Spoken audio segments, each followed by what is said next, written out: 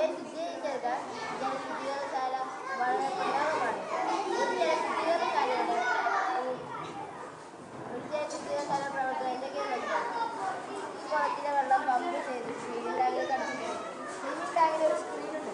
ആ സ്ക്രീനിൽ കുളത്തിലുണ്ടായിരുന്ന മാലിന്യം ചപ്പ് ചവറുകൾ സ്ക്രീനിൽ അടിഞ്ഞ വെള്ളം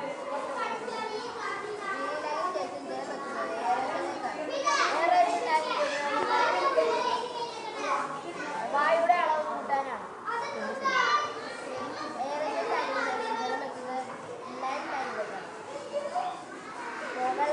വെള്ളത്തിന്റെ സ്വഭാവം ആൽക്കലൈനാണെങ്കിൽ ലൈം ഉപയോഗിക്കുകയും അസിഡിക് സ്വഭാവമാണെങ്കിൽ ലൈം ഉപയോഗിക്കുകയും ആൽക്കലൈൻ സ്വഭാവമുള്ളതാണെങ്കിൽ ആലം ഉപയോഗിക്കുകയും ചെയ്യുന്നു. ലൈം അല്ലെങ്കിൽ ആലം ചേർത്ത് കട്ടയാക്കൽ ടാങ്കിനേക്കാളും ചെളി കട്ടകളെ കട്ടയാക്കൽ ടാങ്കിൽ